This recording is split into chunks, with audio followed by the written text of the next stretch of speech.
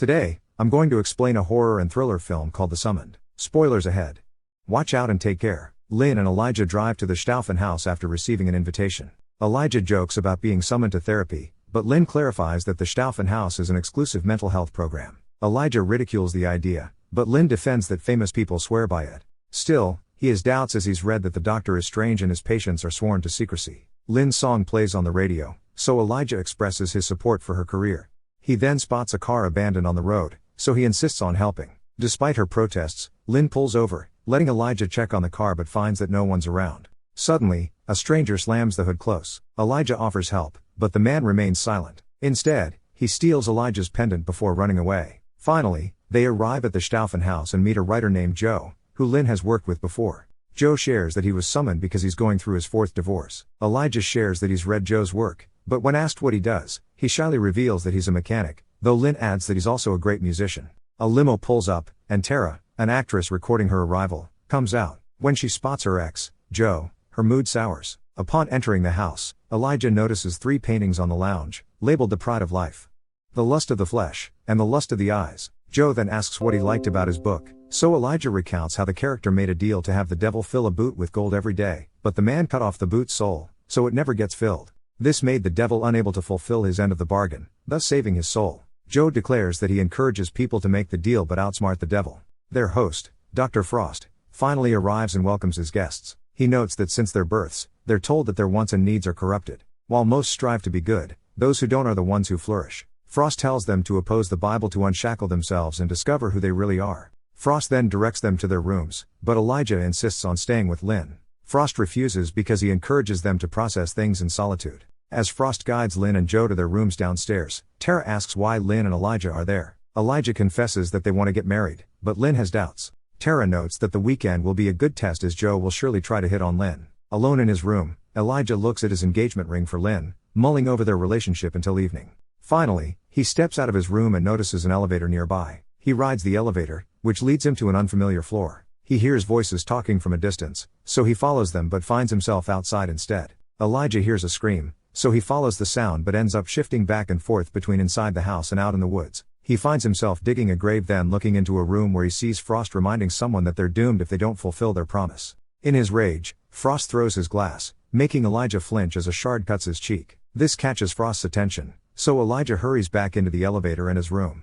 There, he pulls the shard from his cheek, but when he turns, Frost grabs him by the throat. Frost threatens that he doesn't like his lambs listening in on his secrets. He then declares that Elijah isn't ready, but he'll be slaughtered soon. Elijah wakes up, finding Lynn next to him, who tells him that Frost is gathering everyone downstairs. Outside, Elijah meets with the rest around the campfire. Frost explains that people are expected not to touch anyone, want anything, or take pride in themselves, but he encourages his guests to focus on their sins and share them with the rest. To start, Joe claims that he loves being rich, which Frost declares as the lust of the eyes. Tara then awkwardly confesses to being dependent on recreational substances and intimacy. Frost declares that she has the lust of the flesh. Frost asks what Lynn's sins are, but she can't think of any. He thinks Lynn is not ready, so he turns to Elijah. Elijah believes he lives morally, but Lynn adds that he thinks of himself as a hero, which he denies. To move past this, Frost asks Lynn to play her music. Joe brings up that Elijah is also a musician, so they urge him to play. Seeing his reluctance, Frost asks if Elijah was taught not to take pride in himself, and the man admits that perhaps he was. Lynn insists that they play his song instead, and finally, Elijah concedes. The couple sings a duet, and Elijah soon gets into the song, singing on his own while Lynn watches in shock. As he does, the stranger from the road appears and aims a gun at Elijah, but when the song ends, he leaves, unnoticed by the group. The rest compliment Elijah's singing, pushing him to admit that he's great. Tired of their insistence, Elijah ends up saying that the song he wrote was better than Lynn's. This sparks an argument as Lynn offered to put his song on her album, but Elijah thought she only said that because they're dating.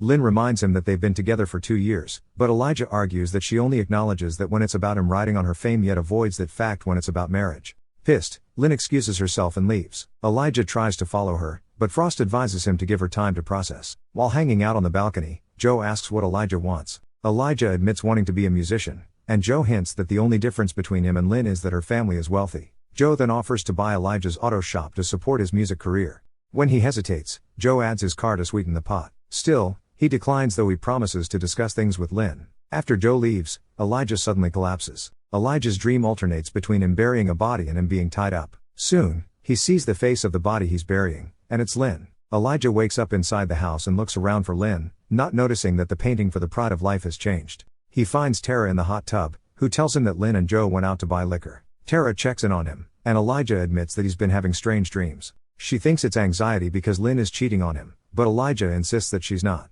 Tara backs down and invites him to join her in the hot tub. Though Elijah eyes her attractive body, he refuses. Outside, he spots the stranger in the woods, so he chases after him. Eventually, the stranger trips, allowing Elijah to catch up. The stranger tells him that he can't stop it, before running away again.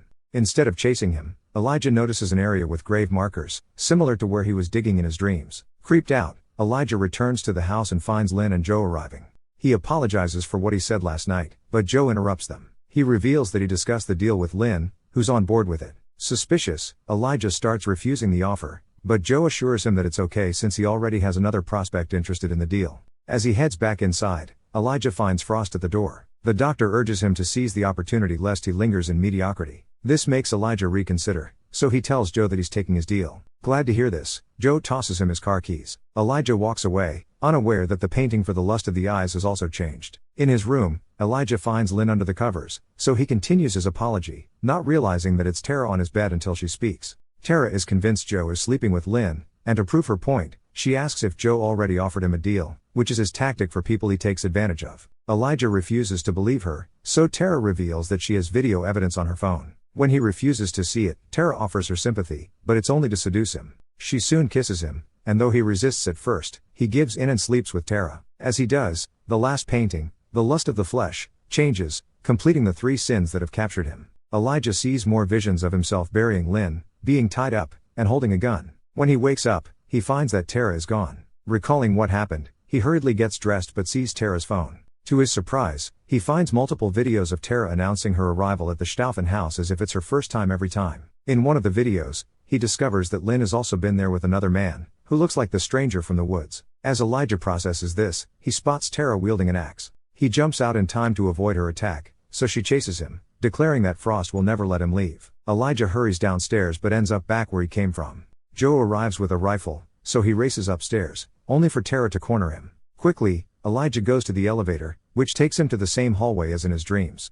He hears Frost mocking him for committing all 3 sins so quickly, adding that they can't let him escape since their master needs him. Finally, Elijah enters Frost's office, where he finds Lynn holding a blade. She recounts how her grandmother sold her soul, which Tara's great-grandfather also did. Joe, on the other hand, sold his own soul. The deal got them fame and success, but they're required to renew it and sacrifice someone pure of heart every year. If they fail, they'd be sent to hell, and the contract falls to their next of kin. Lynn weeps at the thought of passing down the deal to her children. She admits that she wanted to end the deal with her, but she's scared to go to hell. Suddenly, Joe and Tara arrive and knock Elijah out. As they bring Elijah into the woods, Joe and Tara ridicule Lynn for falling in love with their sacrificial lamb. Waking up, Elijah begs them not to do this, so Joe replies that it's either him or them. Tara rants that they do the same thing every year as Lynn finds someone innocent, and they all push him to commit the 3 sins so he can be sacrificed. When Elijah asks how many they've killed, Lynn admits he's the 17th. Hearing this, Elijah starts screaming for help and tells Lynn that he bought her an engagement ring.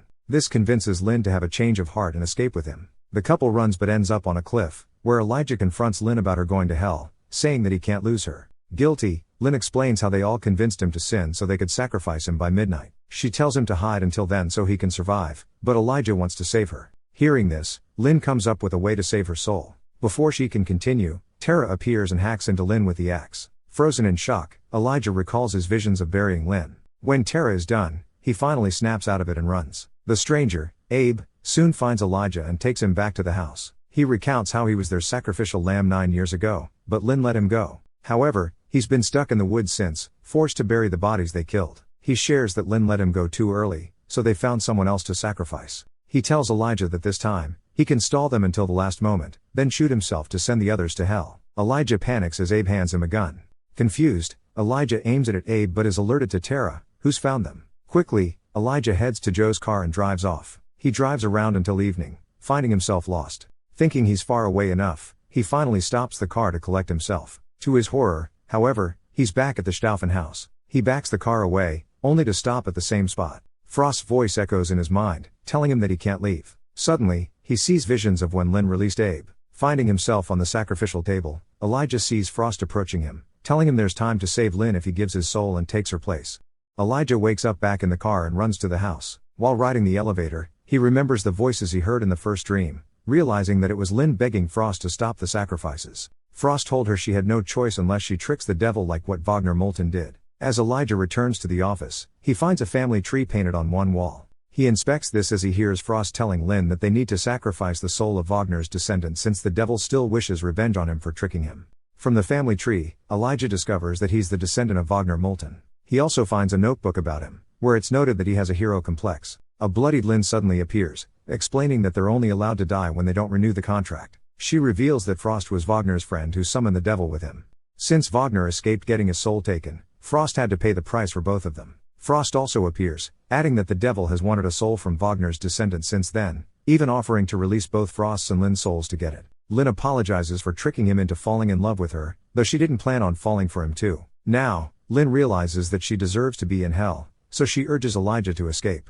However, Joe and Tara arrive, angry that she and Frost tricked them, as having Elijah surrender his soul for them would have meant that they would lose their sacrifice, thus sending them to hell. Lynn argues that the two don't deserve to be freed, and the trio argues until Elijah threatens to shoot himself. If he dies so close to midnight, neither party would have a sacrifice, thus, they will die with him. Scared, the others allow him to leave, but as Elijah gets in the car, he sees Abe tied up. Still, Elijah drives away. As he does, Frost's voice plays on the radio, telling him that he can either choose to save Lynn's soul or just let Abe take his place. Stopping the car, Elijah removes his jacket to get some air when he notices an envelope on the floor. He reads the contents and finally comes to a decision.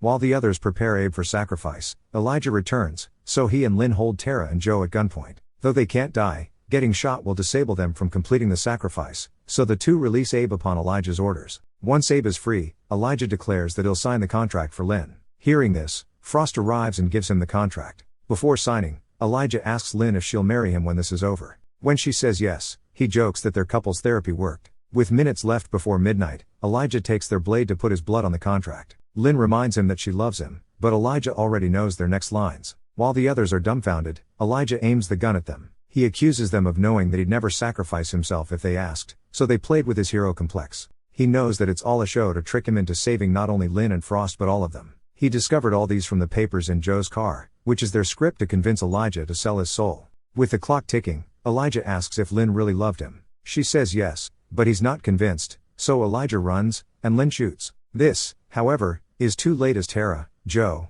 and Lynn collapse, having missed their window to offer a sacrifice. Still, Frost lives and threatens to hunt down Elijah's descendants until they drag one into hell. However, Frost suddenly coughs up blood as the devil whispers to him, having decided that this was Frost's last chance, therefore, he's also taken into hell. When morning comes, Elijah has buried their bodies, leaving the engagement ring for Lynn. Later, Tara's driver pulls up at the Stauffer house, only to find Elijah, who claims that the actress has already left. Elijah asks the driver for a ride, and as they drive away, he mentions that he wrote a new album, finally feeling confident about his skills. Unbeknownst to him, Lynn was able to shoot Abe at the last moment, thus fulfilling her sacrifice. She has now taken Frost's place and soon welcomes a new group into her retreat at the Stauffer house.